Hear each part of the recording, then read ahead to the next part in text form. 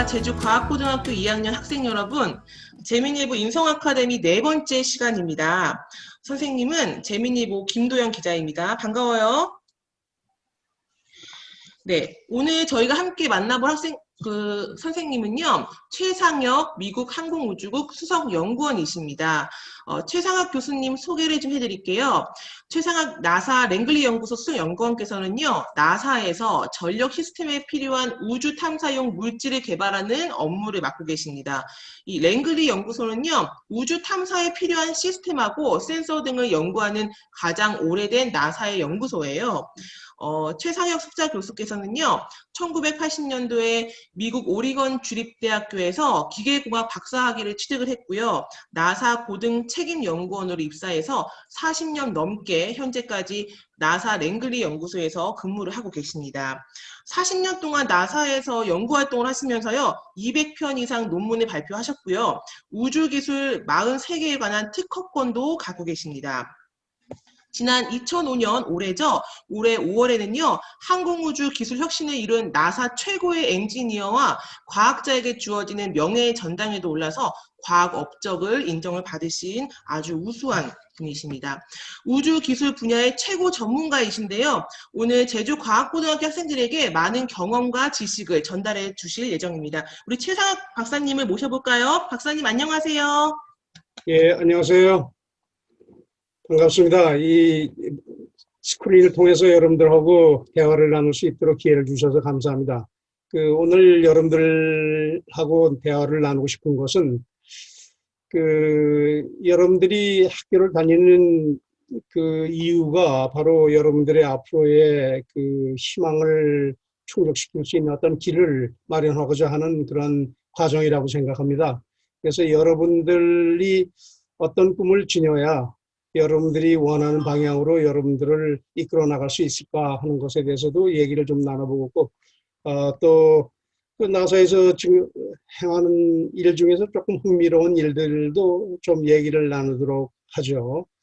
지금 여러분들 보시는 스크린은 이제 우주와 우리라고 하는 그런 주제로 해서 이제 정했는데, 실질적으로 우리가 지금 당면한 문제하고 실제 우리가 알고 있는 우주하고 또 우리가 앞으로 해야 될 일들, 그러니까 우주를 통해서 어떤 일을 갖다가 할 수 있는 것, 이런 모든 것들이 여러분들 생각에는 상당히 우리가 발전돼서 많이 알고 있고 그렇게 생각하는데, 실질적으로 지금까지 우주 탐색을 해왔지만 실질적으로 우리가 알고 있는 양의 지식은, 우주에 대한 지식은 그렇게 많지 않아요.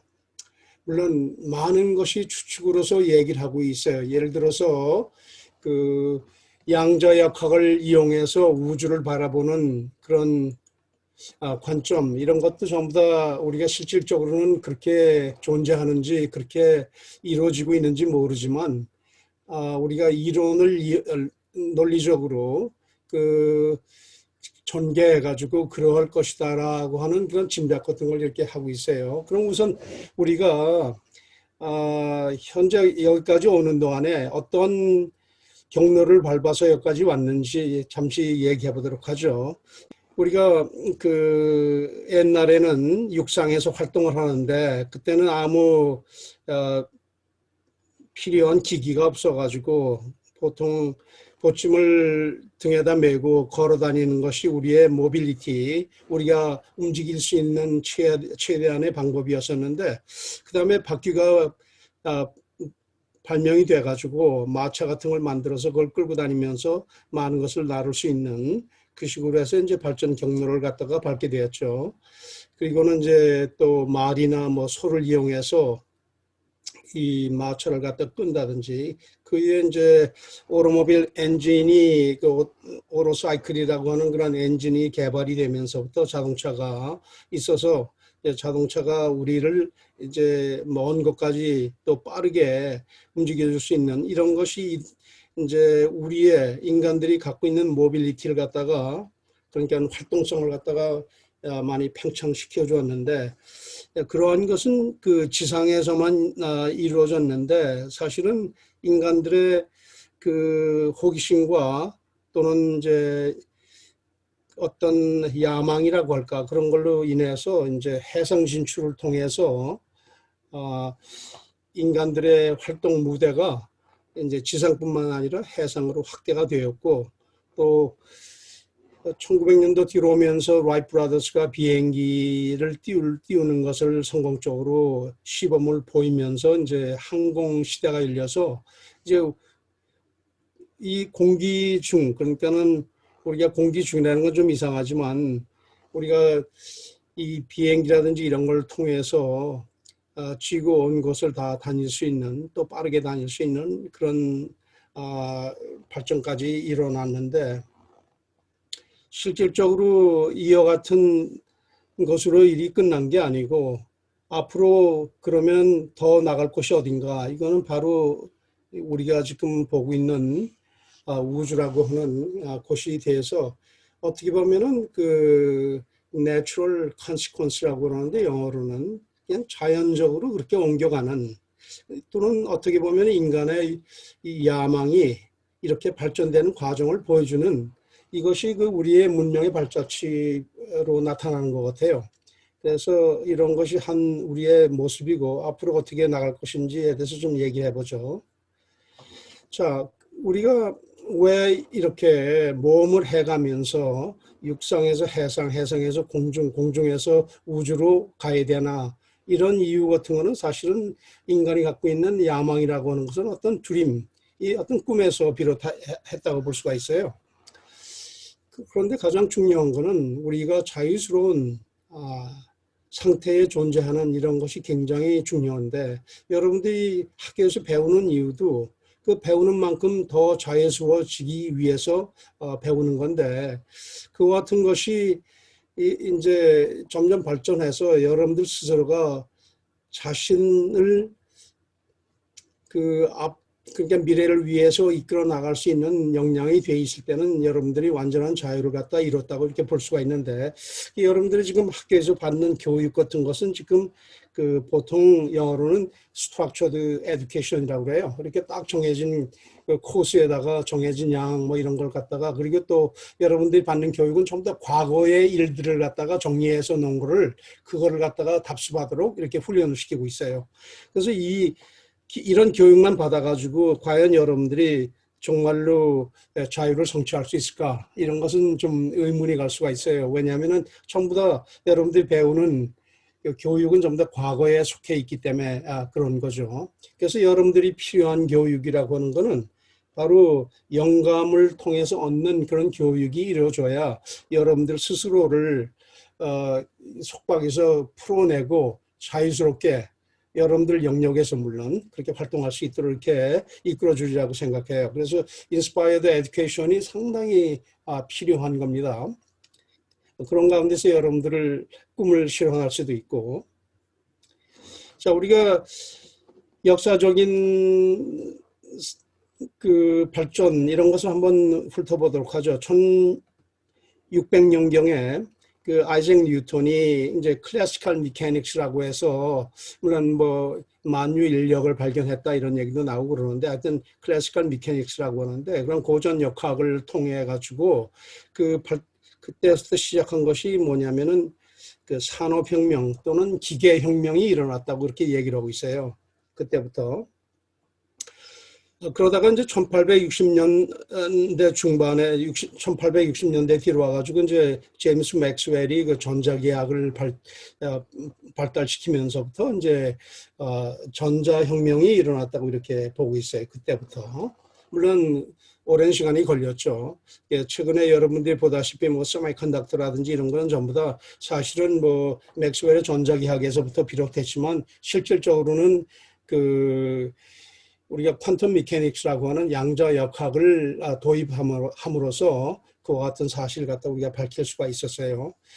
그리고 이제 1900년에 들어오면서 이제 아인슈타인의 물론 포로 일렉트릭 티오리 자체가 이제 양자역학에 이제 그러니까 기반이 되었고, 아인슈타인이 이제 발견한 특수 상대성 이론하고 일반 상대성 이론이 진입이 되면서부터 그때부터 이제 우리가 그 포톤 레볼루션, 그러니까 광자 혁명이 일어났다고 보고 있어요. 1900년도부터 시발점이 거기다. 그렇지만 실질적으로 그런 것을 우리가 현실에서 볼 수 있는 거, 예를 들어서 뭐 여러분들 레이저라든지 여러분들 지금 그 비디오 스크린 같은 거 이런 거 전부 다가 대부분 어떤 이런 원리, 그러니까 포로 일렉트릭 원리, 그러니까 광전지 이런 역할에 의해서 그 나타나는 것을 갖다 여러분들이 보게 되는데, 물론 초창기에는 그런 것을 쉽게 볼 수가 없었어요. 그 다음에 이제 1924년에 양자 역학이 이제 완성이 됨으로 인해서, 그로 인해서 이제 그 우리가 그 물론 이제 여기에 그 아인슈타인의 그 포로 일렉트릭, 그러니까 광전자 일어나고 결합해가지고 물론 이제 광혁명이 이제 일어나서 현재까지 진행되고 있는데, 그 다음에는 어떻게 나갈 것인가 이거는 참 모르고 있는데, 물론 지금까지 물리에서는 뭐 스트링 테오리니 뭐 여러 가지가 나오고 있는데, 그거는 테오리에 지나지 않고 아직도 그것이 확인된 그런 논리가 아니기 때문에 그렇게 받아들여지지는 않고 있어요. 그래서 이러한 역할은 과연 이제 누가 이룰 것인가. 물론 이제 여러분 세대 젊은 사람들이 이제 이런 분야에 진입해서 그들이 이제 하나씩 밝혀 나감으로써 이제 우리가 여기서부터 새로운 역사를 만드는, 이거는 아마 여러분들의 일이 될 것 같아요. 그런 단계이라고 생각합니다. 자, 그러기 위해서 여러분들이 필요한 건 뭐냐면, 우리가 주어진 것에 만족하지 말고, 물론 이제 저 하버드 대학에 있는 클레이튼 크리스천슨 교수가 아마 작년인가 이게 돌아가셨는데, 경제학에 굉장히 뚜렷한 아주 업적을 많이 남긴 분인데, 이분이 이노베이션을 할 때 혁신을 하려고 하면은 그렇게 좀 디스럽티브, 그러니까 뭔가 이렇게 막 질서를 갖다 무질서하게 만들어서, 그러니까 혼잡하게 만들어가지고 거기서부터 새 질서가 만들어질 때에 그것이 이제 혁신이다 이렇게 얘기를 했는데, 그것도 제가 보기에는 좀 올바른 그 관점에서 제대로 이렇게 얘기했다고 보지는 않고 있어요. 그 얘기는 뭐냐면은 주어진 자체를 갖다가 이렇게 디스럽션 해가지고 새로운 질서가 만들어진다고 하는 거는 있는 것에서 그냥 조합만 다르게 했다는 것뿐이지 어떤 새로움이 도입이 됐다는 것을 여기서 인정하지 않고 있게 되기 때문에, 이런 원리 자체는 물론 경제적인 면에서는 어떤 임팩트를 가져올 수 있는지 모르지만, 과학적인 면에서는 이런 단계만 가지고는 혁신이 일어나지 않는다. 그래서 그것을 피해 나가기 위해서는 여기서 주어진 이런 이걸 도메인이라고 그러는데, 이런 도메인을 깨고서 나가야 돼요. 깨고서 나가는 그런 혁신이 바로 과학에서 원하는 혁신이다. 이것을 여러분들에게 얘기하고 싶습니다. 그리고 이제 뭐 다른 경제학자들이나 뭐 이런 사람들이 예를 들어서 게리 해멀 같은 사람은 뭐 코어 컴피턴시 같은 거, 또는 뭐 이브 도즈 같은 사람은 이게 애질리티라고 하는 게 민첩, 그러니까 빨리 향함으로써 뭐 시장에 빨리 들어간다든지 뭐 이렇게 빨리 만들어서 빨리 판다든지 뭐 이렇게 하면은 자기들의 소위 포괄적인 마켓이나 이런 것이 커질 수 있다라고 하는 그런 논리를 갖다가 해서, 이런 3대적인 예를 들어서 disruptive innovation이라든지 코어 컴피턴시라든지 아니면 strategic agility 같은 이런 논리가 이제 합성이 돼서, 물론 새로운 시장 형성이 되고 또 새로운 사회, 또 거기에 그걸 바탕으로 해주는 그 문화라든지 문명이 이렇게 발전되게 돼 있는데, 우리가 새로운 문명을 이끌려면 내가 얘기했듯이 여기 브레이크트루 이노베이션이 이루어져야 된다. 자, 그렇게 하려면 우리가 지식을 볼 때 우리가 이 에지 테크놀로지라고 해서 이 도메인 바깥에 있는 것을 볼 수 있는 눈을, 아니면 상상력을 가져야 되고, 또 극한적인 것을 우리가 남의 것이라고 생각하고 또 어려운 것이라고 생각하고 아니면 힘들다고 해서 멀리하지 않고 그런 것을 들여다볼 수 있는 용기도 필요한 겁니다. 그래서 여러분들 공부할 때는 반드시 주어진 것에서 잘한다고 해서 잘하는 게 아니고, 밖을 내다볼 수 있는 그런 소위 감각, 적어도 감각 정도는 유지하고 있어야 되리라고 봅니다. 그렇지 않으면 항상 과거만 가지고 여러분들 이제 놀게 돼요. 과거 가지고 해서 미래를 어떻게 이끌어 나갑니까? 그게 안 되죠. 그런데 뭐 우리가 그런 사실 많이 보죠. 뭐 우리가 조선시대에서도 마찬가지로 옛날 무슨 뭐 성현이 어떤 얘기를 했고 뭐 했고 해가지고 과거만 들춰내면서 사람들에게 올가매는 그런 식으로 이제 정치가 되었었고, 뭐 최근도 뭐 별다른 게 없고 전부 다 정치를 하는 사람들이나 이런 사람들은 전부 다 과거의 어떤 행적을 표본을 삼아서 모든 걸 묶어 나가려고 하니까는 이 미래에 대한 발전이 이렇게 늦어지고 있는 거, 이런 것이 아마 사회에서 우리가 볼 수 있는 것 같아요. 물론 나사는 이제 뭐 어마어마한 업적을 남겼죠. 여러분들 타고 다니는 비행기, 이게 뭐 어디서 왔습니까? 물론 나사에서, 물론 이제 라이트 브라더스가 비행기 그 첫 번째 이제 날은 그 시범을 보인 이후에 물론 비행기가 이제 서서히 개발이 되어 왔지만, 현재 우리가 여객기라든지 여러 이제 군용기라든지 이런 걸 보면은 그 나사에서, 미국에서 예를 들어서 군용기가 개발하면 나사에 있는 윈터널이나 이런 데서 전부 다 디자인이나 이런 걸 전부 다 도와줍니다, 군대. 그래서 사실은 군용기 자체도 사실은 나사에서 엄청난 공헌을 하고 있는데, 뭐 이런 거라든지 뭐 여러분들 뭐 전화 같은 것도 마찬가지고, 또 웨더 세틀라이트 그 이제 기상위성 같은 거, GPS 뭐 이미징 테크놀로지, 뭐 스페이스 텔레스코프, 허블 텔레스코프니 이런 걸 통해서 뭐 깊은 우주도 들여다볼 수가 있고, 하여튼 상당히 많은 그런 공헌을 한 그러니까 미국 그 정부에서 가장 그 전 세계적으로 그래도 존경을 받는 조직이 있다면 아마 그게 나사라고. 그래서 우리가 생각하는 이건 플래그십 인스티튜션 아니면 플래그십 에이전시라고도 이제 얘기를 해요. 나사를 갖다가 그만큼 이제 좋은 일을 하니까 세상에 대해서. 자, 그러한 역사를 지니고 있는데, 이제 그런 역사가 과연 어떻게 공헌을 하고 있는지 그냥 단편적으로 아주 간단하게 이렇게 요약을 한 건데, 물론 이제 여러분들 지금 우주 탐색이라는 이런 걸 통해서 우리가 전혀 모르고 있던 사실들이 이렇게 이제 오게 돼요. 물론 그런 걸 통해서 이제 어떤 이제 지적 체계가 형성이 되는데, 그 지적 체계 중에서 지식이라고 하는 것이 형성이 되고, 그런 지식이 이제 쌓이고 그래서 빅데이터가 되는 겁니다. 그래서 빅데이터를 갖다가 잘 부분별로 추리고 또 아주 효과적으로 쓰일 수 있게 하기 위해서 하는 것이 지금 artificial intelligence라고 하는데, 자, 그런 걸 통해서 이제 앞으로 또 미래를 또는 어떤 감각적으로 우리 현실을 뛰어넘는 쪽으로 갈 수 있는 것이 이제 여러분들 그 어그멘티드 리얼리티라든지 믹스드 리얼리티, 버추얼 리얼리티 뭐 이런 쪽으로 지금 방향이 나가고 있는데, 이 AI 자체도 사실은 이 빅데이터에서 오는데, 빅데이터가 그 굉장히 정직하고 올바른 데이터가 들어가야만이 그 AI가 artificial intelligence, 인공지능이 일을 할 수가 있어요. 그렇지 않으면은 여기 사회과학이나 이런 데서는 사실은 뭐가 정의고 뭐가 옳은 건지 이런 것이 참 확인하기가 참 힘든데, 그런 데이터를 모아가지고 거기서 가장 좋은 거를 끄집어낸다고 하는 건 상당히 참 그 힘든 일인데, 그래도 컴퓨터가 그런 일을 해준다고 하니까 천만 다행이죠.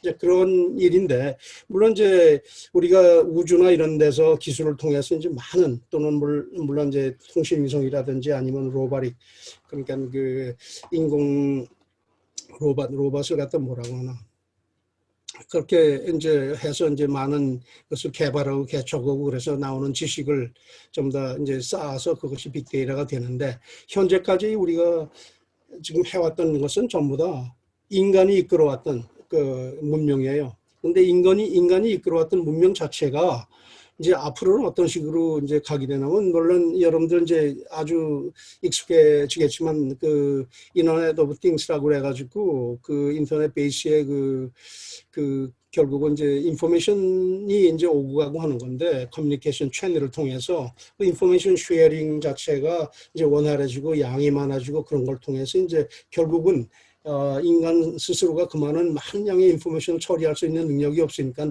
그 다음에는 이제 기계가 이끌어가는, 그래서 앞으로 사회는 인간이 이끌어가는 사회보다는 뭐 기계가 이끌어가는 사회다 이렇게 얘기를 하고 있는데, 그것도 뭐 다 맞는 얘기는 아니고 하여튼 일부는 그런 방향으로 이제 이끌어갈 거고, 현재까지 여러분들 산업 구조가 지금까지 이끌어온 것을 보면은 3차 산업이라는 것은 이제 보통 이제 서비스를 위주로 해가지고 1차 산업은 농경, 그 다음에 2차 산업은 이제 공업, 3차 산업은 서비스, 4차 산업은 뭐냐. 그래서 이건 제 이론인데, 이거는 리저 앤 플레저, 그러니까는 여가와 쾌락을 위한 것이 4차 산업이다 이거죠.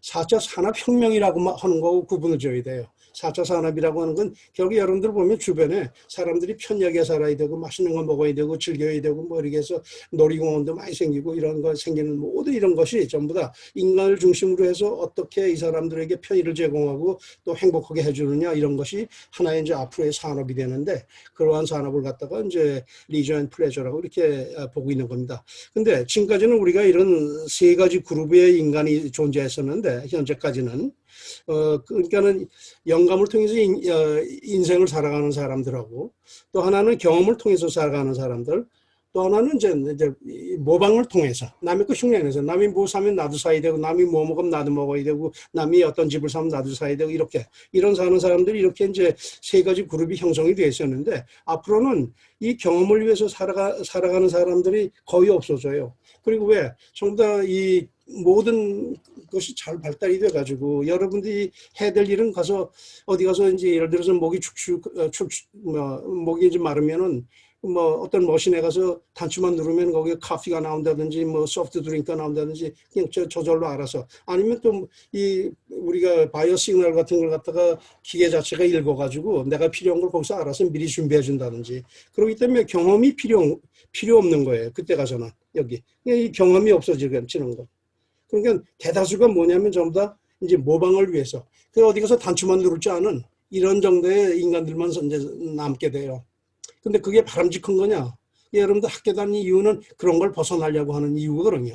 그러니까는 상당히 여러분들의 지금 그 배우고자 하는 이제 열의 같은 거 이런 거는 참 좋게 볼 수가 있어요. 이런 데서 벗어나기 위해서 여러분들이 지금 노력하는 거니까. 자, 이런 세상이 이제 이렇게 바뀌는데 실질적으로 나사에서 이러한 세상, 바뀌는 세상을 위해서 어떻게 이제 역할을 노력을 하냐. 그래서 물론 나사는 이제 우주 탐색이나 또는 이 항공 기술 같은 걸 극대화시키고 그런 걸 통해서 많은 그 인포메이션, 그러니까 날리지가 이렇게 집적이 돼서 빅데이터가 나오고 그걸 많은 사람들에게 혜택이 되도록 또 문명을 이끄는 그런 방향으로 나가기 위해서 이제 애를 쓰는데 지금 보시는 화면에 나오는 거는 그 스페이스 런칭 시스템이라고 해가지고 이제 지금 개발하는 중인데 이게 이제 우주인이 타고 가는 그 로켓이고 요거는 화물을 나르는 로켓인데 여기 우리가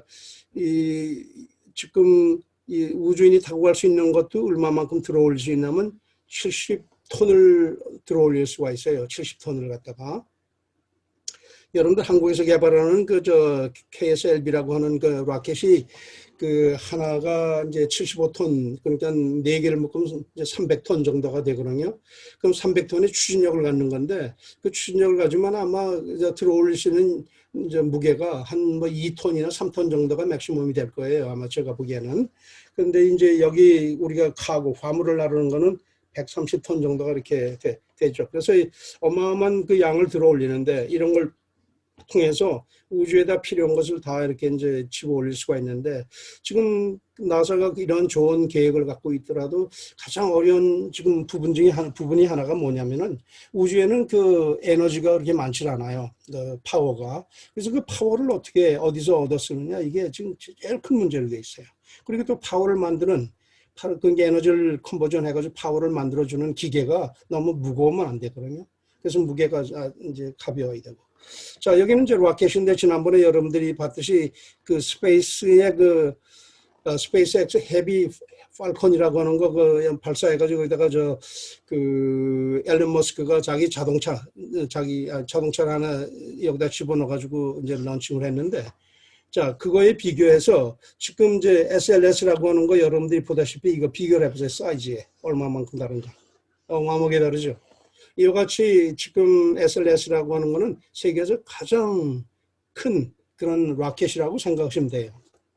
물론 이제 옛날에 이제 그 뉴클리어 파워를 이용해 가지고 로켓을 개발한다고 그래 가지고 노바 컨셉이라고 그래서 이제 이것도 이제 나사에서 1970년대에 그렇게 개발한 적이 있는데 그냥 그때 그 사람들이 뉴클리어가 원자력이 위험하다 뭐다 해가지고 막 그러는 바람에 그냥 터미네이션 시켜버렸는데 지금 이제 다시 개발하고 있어요. 이런 로켓 상태를. 자, 우리가 1973년대가 가장 활발했던 시기 중에 하나인데 왜냐 아폴로 프로젝트가 끝나고 나서 그 다음부터 이제 우주 탐색에 이제 신경을 시작했어요. 달에 가는 건 그냥 종료하고 그래서 이제 보낸 것이 뭐냐면 파이오니어 11 혹은 이제 그 다음에 이제 이 보예저 1 and 보예저 2 이게 돼 있는데 보예저 파이오니어 10 and 11하고 그 다음에 이제 보예저 이제 그 이렇게 돼 있는데 지금 어디쯤 가 있냐면은 그게 지금 여기 발사한 날짜가 1972년이니까 상당히 오래됐는데 그 오래된 기간 동안에 지금까지 나간 것이 이제 이 정도에 와 있는 거예요. 이 정도. 이 정도는 뭐냐면 이 태양에서 오는 태양풍이 미치는 곳이에요. 이렇게 태양풍이 우주에서 오는 우주 그러니까는 그 카스믹 웨이브하고 이렇게 이게 마주치는 쪽 이런 것을 갖다가 힐리오시스라고 하는데 힐리오시스까지밖에 가지는 못했어요. 아직. 그렇게 오래전에 발사를 했는데 그러니까는 우주 탐색이라고 하는 건 인간 스스로가 가서 뭐를 탐색해낸다는 것보다 실질적으로 이제 무인 로보틱스 미션이라고 해서 무인 탐색을 하는 것이 앞으로 이제 주가 될 것 같아요. 자, 우선 이제 1924년이 되면은, 2024년이 되면은 이제 달에다가 이제 여자 우주인을 갖다가 먼저 이제 착륙시키기로 이렇게 계획이 되어 있어요. 거기에다가 이제 이렇게 사람이 거주할 수 있는 헤비텟을 이제 만들고 또 거기서 활동할 수 있는 로보라든지 뭐 여러 가지 뭐 거기 달에 무슨 좋은 광물이 있는지 그냥 마이닝도 해야 되고 뭐 여러 가지 할 일이 아주 많아요. 옛날에는 그냥 가서 샘플만 가져왔는데 아폴로 프로젝트에는 이제 이번에는 그 아르테미스라고 하는데 그 아르테미스 프로젝트에서는 이제 실제 가서 살면서 거기서 달을 갖다가 그 뭐 이제 광물도 찾아내고 뭐 많은 이제 일들을 할 거예요. 그렇게 하면서 또 그 위에 이제 그 여기 스페이스 스테이션이 달 주변으로 도는데 이걸 게이트웨이라고 하는데 게이트웨이. 그러면 거기에 이제 우주인이 왔다 갔다 하면서 가기도 하고 왔다 갔다 하면서 이제 또 여기에서 우주인이 다시 이제 이 지구로 돌아올 수 있는 이렇게 만들어 놓은 거예요. 그리고 무슨 어떤 일이 생기면 여기 와서 이제 안전하게 이제 지낼 수 있도록 이렇게 마련하고 이것은 이 달 탐색에만 필요한 게 아니라 화성 탐색에도 이렇게 쓸 수 있도록 이렇게 만들어 놨어요. 그러니까 이건 화성 탐색에 이제 들어갈 수 있는 그 우주선이고 이건 화성에다 이제 이와 같이 거기에는 이제 이런 농장까지 만들어 가지고 거기서 실제 채소도 기르고 이제 이런 식으로 해서 완전히 정착할 수 있는 그래서 이분 그저 여러분들 스페이스 X라고 해서 그 스페이스 익스플로레이션의 약자인데 스페이스 X의 주인이 그 앨런 머스크라고 하는 사람인데 그 사람의 꿈은 그 달에 인류를 이제 화성에 인류를 정착시켜서 거기서 살도록 하겠다 하는 것이 그 개인의 꿈이에요. 물론 나사도 그런 꿈을 갖고 있지만, 자 그러면 우리가 이제 우주에 나가는 이유 중에 또 한 가지 뭐냐면 지금 지구의 자원이 많이 고갈된 상태예요. 지구에 여러분들 예를 들어서 중국이 뭐 rare earth element라고 해서 희귀 금속이라든지 이런 걸 갖다가 이제 안 팔면은 이제 막 좀 일본이나 미국 같이 유럽 같은 나라들이 이제 그게 부족해서 야단인데 그게 사실은 그게 부족해서 그 나라에서 안 나서 그런 게 아니고 이 콜드워 그러니까 냉전이 지나가면서 냉전 당시까지는 미국에서 다 생산을 했었는데 그게 굉장히 그 화학 처리를 많이 하고 그래가지고 위험하고 좀 과정이 힘들어요. 그리고 오염 물질이 많이 생기고 그래서 그걸 그만둬 버렸다고요. 그만두고 중국에다가 좀 더 옮겨버렸어요. 중국에다가.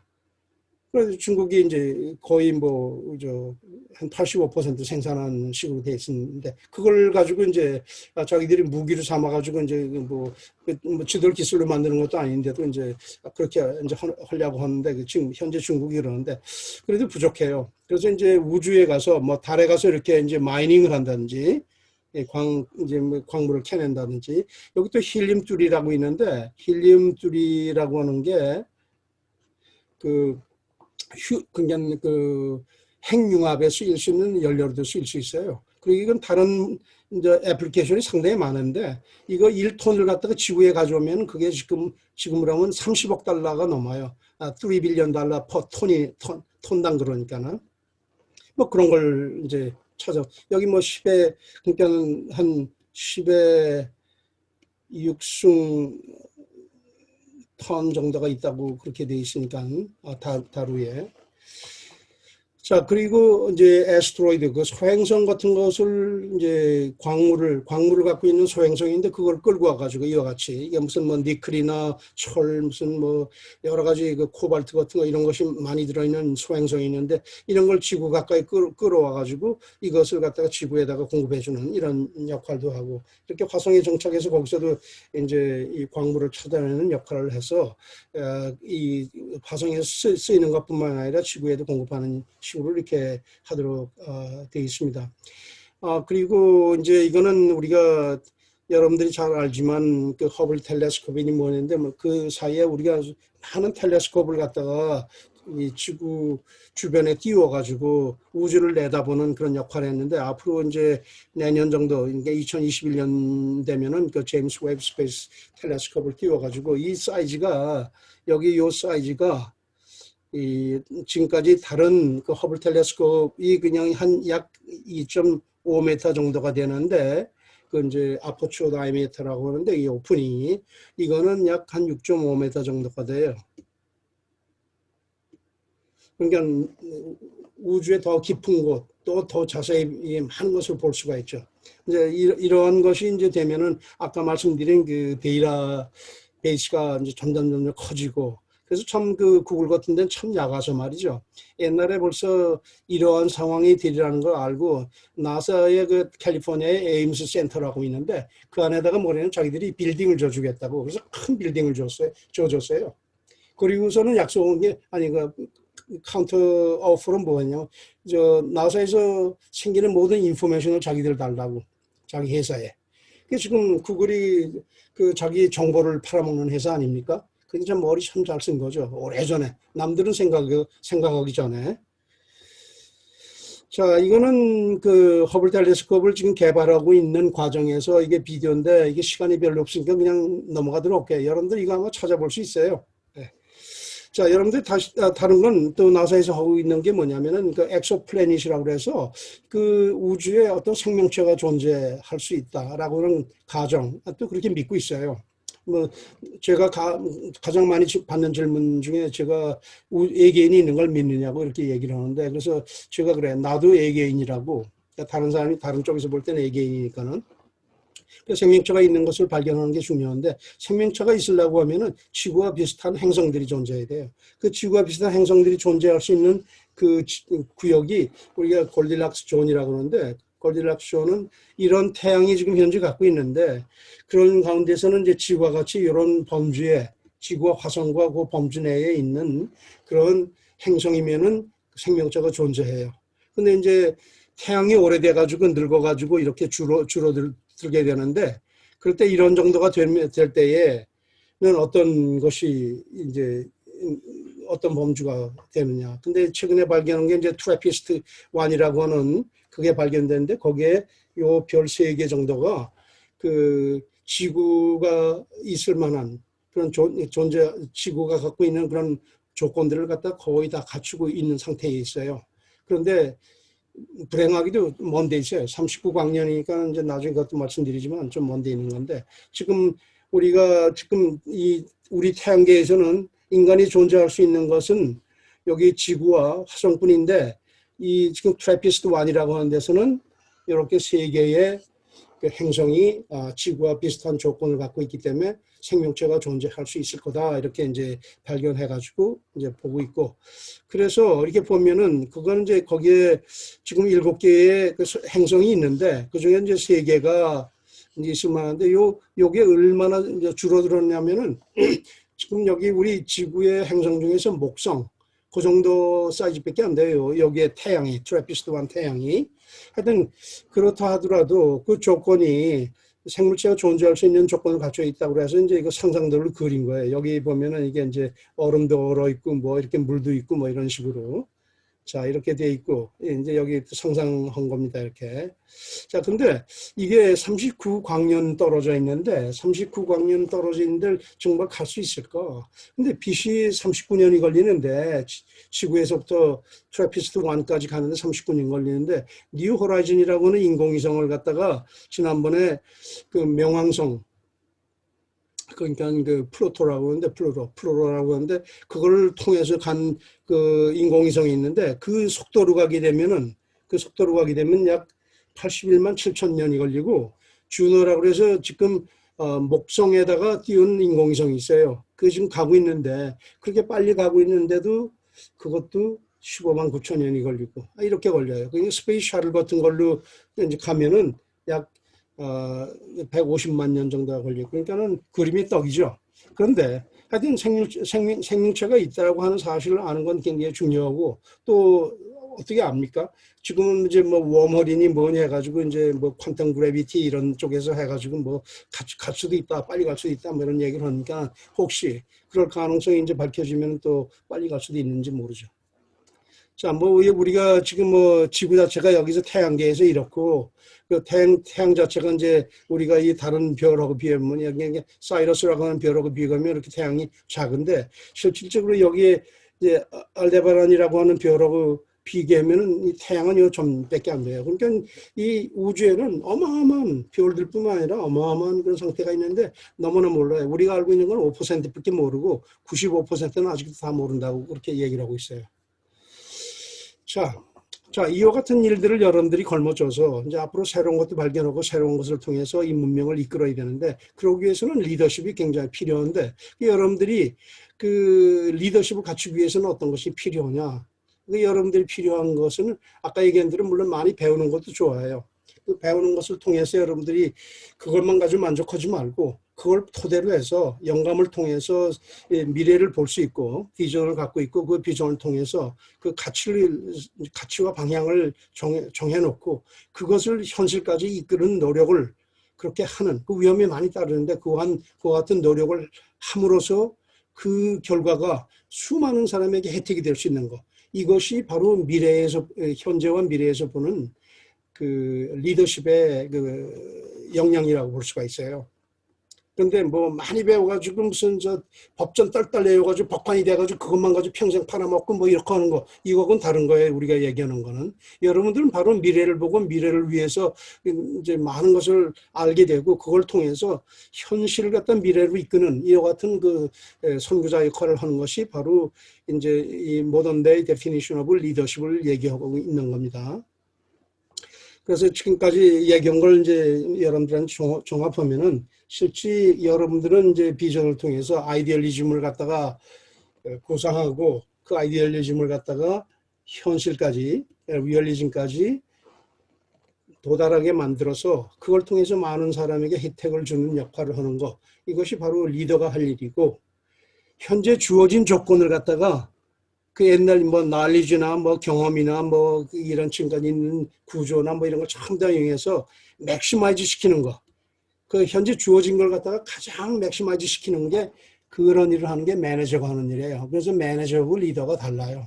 여러분들은 과학고등학교 다니는 이유가 여러분들은 리더가 되기 위해서 다니는 거니까는 앞으로는 공부를 할 때 수학 뭐 문제나 잘 풀고 근데 문제 잘 푸는 거 좋죠. 근데 문제를 잘 푸는 거와 동시에 그 문제 자체가 어떤 우주를 그리고 있는지 그거를 보는 눈이 필요해요. 시야가. 수학 공식이 하나 줘 있으면 공식 자체가 어떤 우주를 이게 표방하는지. 그래서 이 보통 미국에서는 수학을 얘기할 때 the mathematics is the language of nature라고 그래요.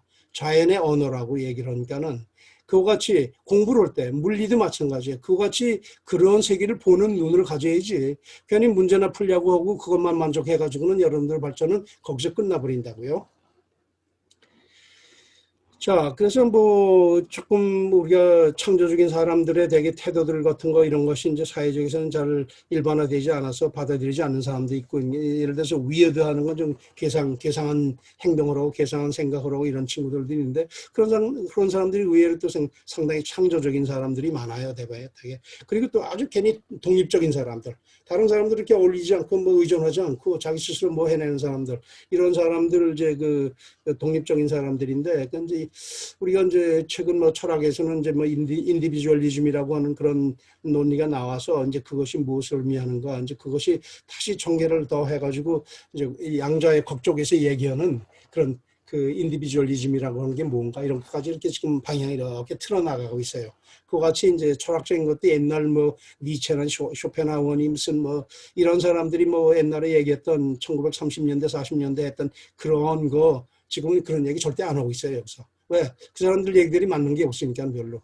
뭐 어느 정도는 이렇게 맞는 것도 있지만 그와 같이. 자, 그래서 지금까지 여러분들한테 강조하고 싶은 거는 왜 이런 얘기를 여러분들에게 하냐, 우주 얘기 빼놓고 이런 잡다한 얘기를 많이 하냐면은 사실은 한국 그 교육에 대해서 좀 이렇게 염려를 많이 하기 때문에 그래요. 한국 교육 자체가 지금 뭐냐면 원디멘셔널 교육을 시키고 있어. 아냐 모르느냐를 중심으로 해서. 근데 그렇게 해서는 안 되거든. 아냐 모르는 것뿐만 아니라 할 수 있느냐 모르느냐까지 해서 2D인데 그것까지만 해도 괜찮은 교육인데 그것도 결여된 상태가 있고, 가장 좋은 교육은 아냐 모르느냐, 할 줄 아느냐 모르느냐, 그 다음에 느낌을 갖고 있느냐 없느냐, 이런 3D 교육을 받아야 여러분들이 실질적으로 유명한 과학자가 될 수 있고 여러분들이 이 사회를 이끌 수 있는 리더가 될 수 있는 그런 거라고 볼 수가 있어요. 자, 뭐 이거 시간이 네. 거의 다 됐죠? 네네, 박사님 여기서 이제 마무리해야 될 것 같은데요. 네, 우리 그럼 학생들도 오늘 박사님 강연 아주 흥미롭게 집중하는 모습을 보여줘서 너무나 감사한 마음이고요. 선생님이 그 박사님 강의를 들으면서 우리 학생들한테 보여주고 싶은 그 30초 정도 영상이 있어서 잠깐 링크를 걸어놨거든요. 예, 박사님 제가 호스트를 회수하도록 하겠습니다. 예, 예. 여러분 화면 보이시나요? 이거는 지난 5월 30일에요. 나사 소속 우주인 2명을 태운 그 앨런 머스크 우주회사인 스페이스 X 크루 드래건이 케네디 우주센터에서 발사되는 모습을 선생님이 잠깐 가져왔는데요. 한 30초 정도 같이 볼게요. 10, 9, 8, 7, 6, 5, 4, 3, 2, 1, 0. Ignition. Liftoff of the Falcon 9 and Crew Dragon. Go NASA. Go SpaceX. Godspeed. 이번 성공으로 미국은 9년 만에 자국 유인 우주선으로 우주인가로 우주를 보냈고요. 스페이스 X는 인간 최초로 유인 우주선 발사에 성공한 기업 모험을 날렸습니다. 선생님도 5월 30일에 새벽 4, 5시 정도에 우리나라 시간으로 이 현장을 같이 보기로 했는데요. 이런 인류의 역사적인 사건들은 우리가 기억을 해둬야 되니까 보여드리겠습니다. 뭐 다시 일어날 수 있으니까 뭐 기억을 해주셨고, 네. 이러한 일은 이제 우리가 그 스페이스 샤틀을 갖다가 이제 나사에서 터미네이션 시켜놓고 나니까는 우주인을 갖다가 우주 궤도, 지금 인터내셔널 스페이스 스테이션이라고 해서 거기에 보낼 수 있는 툴이 없어가지고 이 러시아의 라켓을 이용해가지고 보냈어요. 그러다가 이제 다시 이제 여기 스페이스 X에서 이제 이 펠컨이라는 라켓을 개발해가지고 이제 보내기 시작했고, 그래서 이런 거는 뭐 옛날에 할 수 있는 걸 갖다가 터미널 시켰다가 다시 이제 하는 거고, 그러니까 뭐, 근데 가장 의미 있는 거는 이제 스페이스 X가 이런 라켓을 개발해가지고 발사할 뿐만 아니라 다시 회수해서 다시 쓸 수 있을 정도로 이런 기술은 괄목할 만한 기술이고, 물론 나사에서 1990년도 중반에 이미 이런 것은 전부 다 테스트하고 그랬어요. 그렇지만 자고나한테 현실에 쓸 수 있으니까는 굉장히 괄목한 그런 거죠. 네. 학생들 질문이 계속 들어오고 있는데 우리가 10시 네. 20분까지인데 한 5분 정도 더 할애해서 10시 25분까지 좀 진행을 할게요. 네네. 박사님 지금 질문이 하나 있는데 박사님께서는 우리나라 전 세계에 천재라고 불리는 사람들이 들어와 있는 나사에 수석 연구원이신데 연구원들도 이제 지도해 주시는 거의 선생님격이세요.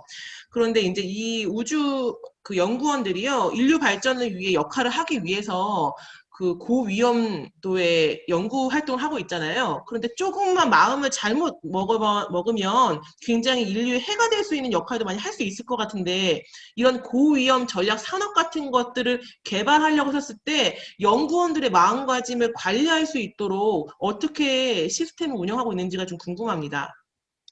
그건 그 고위험이라고 해서 그것이 각 개인의 과학자들이 짊어져야 될 짐이 아니고, 이런 일들을 이제 그 추구할 때 그 나사 안에서 그 여러 가지 그 소위 스크리닝 프로세스가 있어요. 그런 걸 통해서 이제 이 체계적으로 이것이 개발이 돼서 거의 안전하게, 그걸 통해서 이제 결국은 그 고위험군에 속하는 기술이지만 결국에는 그것이 성공적으로 개발될 수 있는 이런 체계가 잘 세워져 있어요. 나사 안에는. 그것이 이제 그 아폴로 당시에 그 당시에 개발된 그 기술 중에 그 하나예요. 그래서 그런 상태를 지금도 반복해가면서 이용해서 우리가 당면한 어떤 고위험 또는 가장 불가능한 일이라도 해낼 수 있는 그런 그 발돋움할 수 있는 그런 기틀을 마련해주고 있어요. 그런 것이 이제 여러분들 그 아폴로 당시의 역사를 잘 읽어보면은 얼마나 그런 걸 통해서 많이 배웠는가 이런 걸 알 수가 있어요. 네, 물론 예. 좌명현 학생이 질문이 있다고 하는데요. 우리 직접 박사님께 질문해 볼까요? 안녕하세요. 네, 안녕하세요. 네. 그 추진체 연구 같은 경우는 국가 기밀 사항이어서 이제 나사에서도 외국인들의 접근이 많이 힘들거나 거의 불가능하다고 하는데, 혹시 나사에서 추진체를 연구하는 외국인들이 있는지, 그리고 만약에 있다면 어떤 조건을 충족시켜서 추진체를 연구할 수 있게 됐는지 같은 것들이 궁금합니다. 예, 이 추진체의 기술이라고 하는 것은 사실 올드 테크놀로지예요. 그렇지만 그게 다른 나라에 가면은 미국의 이익이 안 되는 일도 벌어질 수가 있기 때문에 그래서 이제 그 조절을 하는데, 그 외국인이 이제 미국 시민이 되면은 외국인이 아니죠. 미국 시민이지. 미국 시민이 되고 또 클리어런스라고 해가지고 그 시크릿 클리어런스니 이것을 받을 수가 있어요. 물론 저도 갖고 있지만 그렇게 되면은 그런 것에 일을 할 수가 있고 또 그런 인포메이션을 받을 수가 있고 다 그래요. 그래서 뭐 여러분들이 그러한 꿈을 갖고 있다면은 이제 미국에 유학을 와서 박사학위를 받고 또 그런 분야에 일하는, 물론 이제 회사나 이런 데를 여기 컨트랙트 엠플로이라고 해가지고 나사에서 나사 정직원이 있고 저처럼 정직원이 있고 그다음에 컨트랙트 엠플로이라고 해서 회사를 통해서 많은 사람들이 한 반 이상 정도가 들어와서 일을 해요.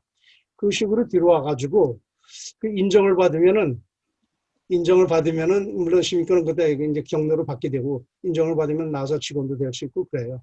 그래서 여러분들이 그런 것이 무슨 그 남들 일처럼 보이지 않고 실질적으로 미국에서 많이 그렇게 되고, 저 같은 경우도 컨트랙 엠플로이를 있다가 물론 인정을 받아서 그 사람들이 저에게 기회를 줘가지고 나사 직원이 되고 그렇게 일을 할 수 있었던 거죠. 네, 강다현 학생 질문해 볼까요?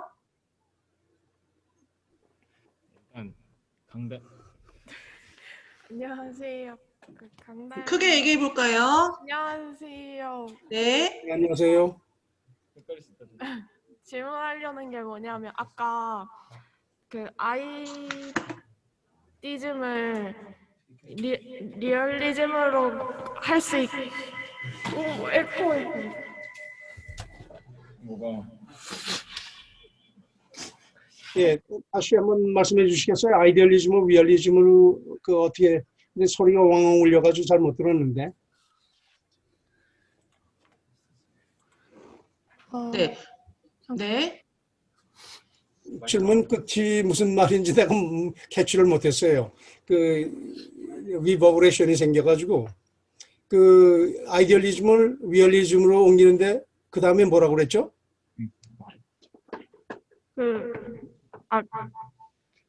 초점만 말해주시면 정형적인 생각을 벗어나기 위해서 어떤 훈련을 하는 것이 도움이 될까가 질문입니다.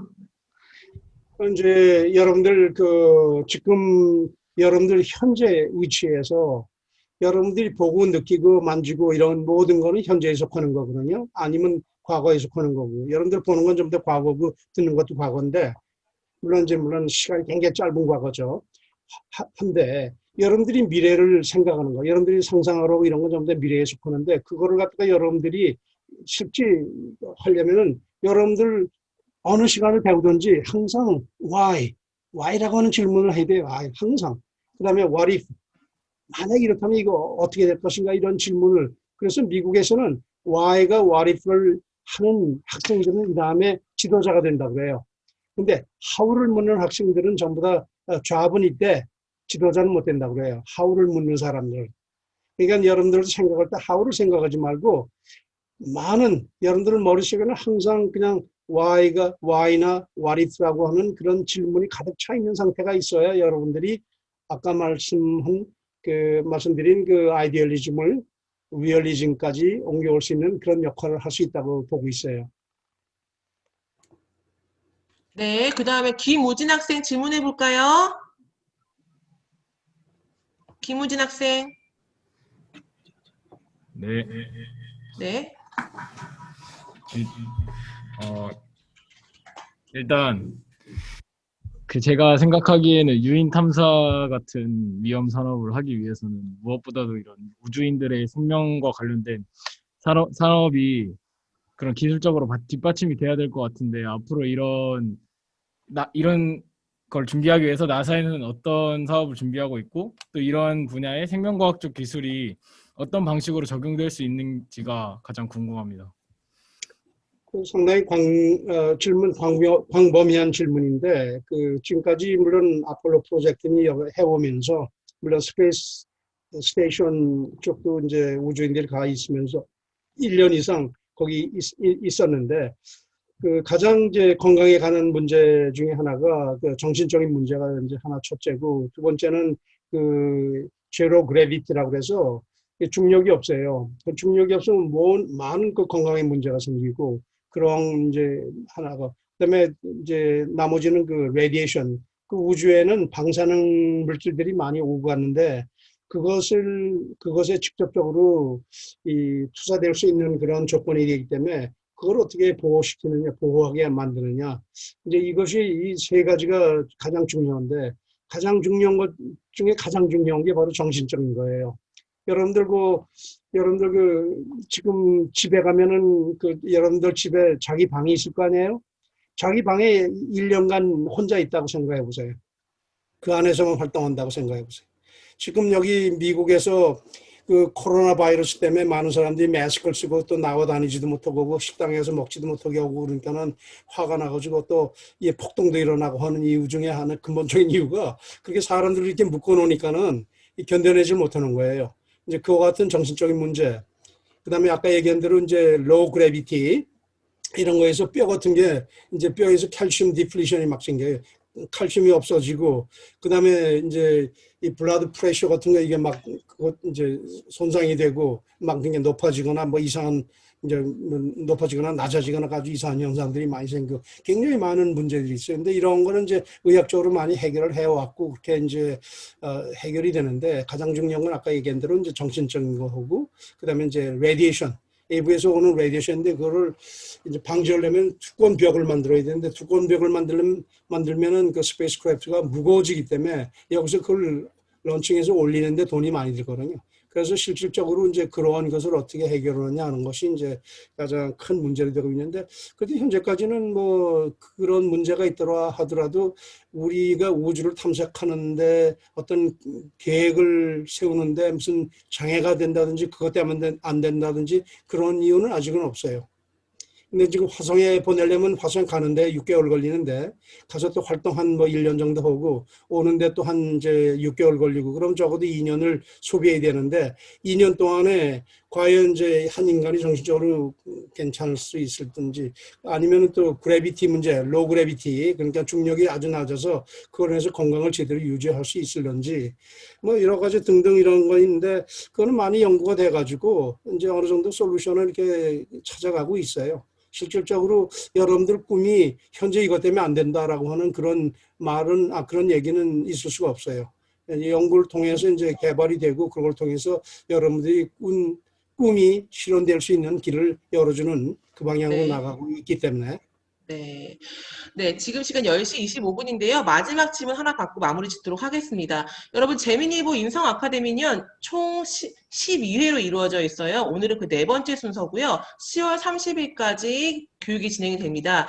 여러분들은 다른 회차의 강의를 듣고 싶은 학생들은 재미니보 유튜브에 들어가셔서 다시 보실 수가 있습니다.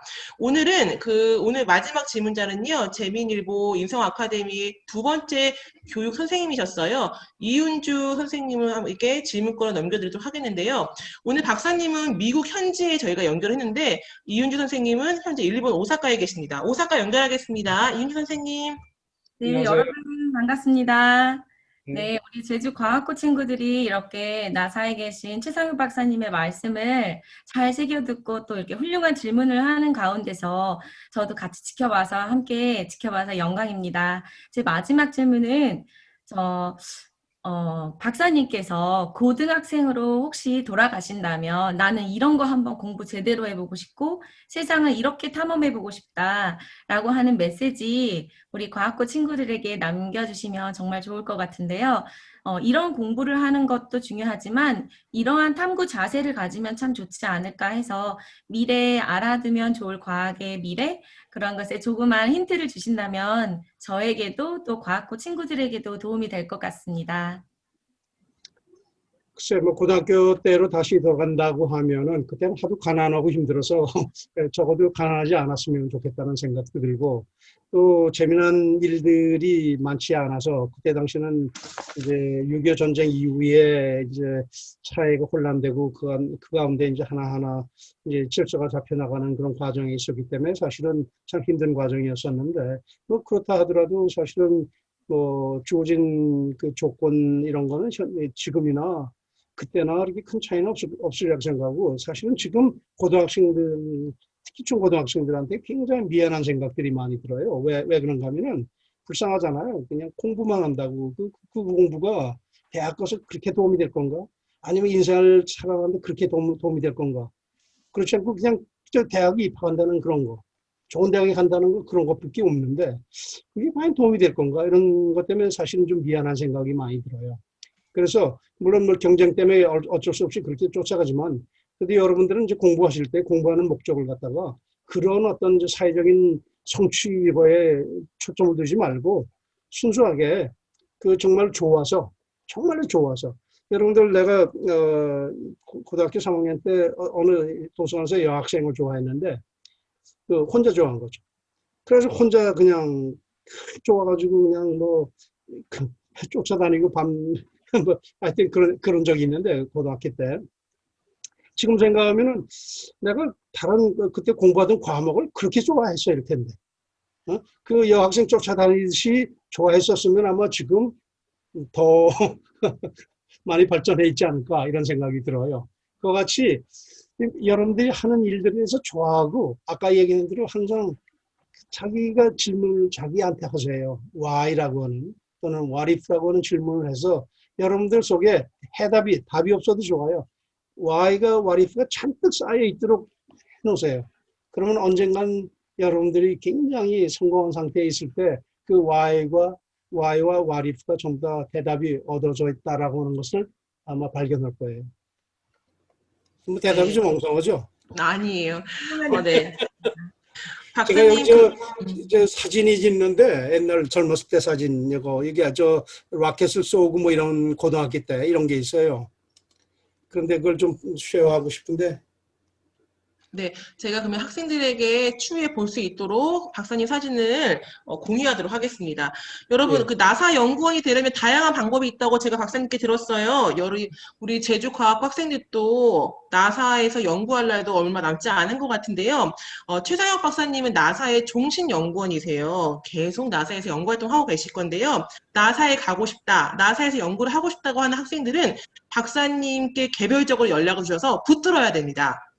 여러분 오늘의 이 네트워킹을 절대 잊지 마시고 미국에 가서 나사 연구원을 한번 방문하고 싶다 하시면 박사님께 개별적으로 연락을 해서 나사도 한번 방문하고 견학 프로그램도 하고 인턴십 프로그램도 같이 함께 참여하면서 우리가 좀 더 인류에 도움이 될 수 있는 역할을 선생님이 하기를 응원하도록 하겠습니다. 오늘 재민이보 인성 아카데미 4번째 순서 오늘 이렇게 마무리 짓도록 하겠고요. 박사님 이메일과 연락처는 저희가 선생님께 공유해 드리도록 할게요. 선생님을 통해서 연락처를 받으시면 될 것 같습니다. 박사님 오늘 말씀 감사합니다. 여러분 오늘 너무 즐거웠어요.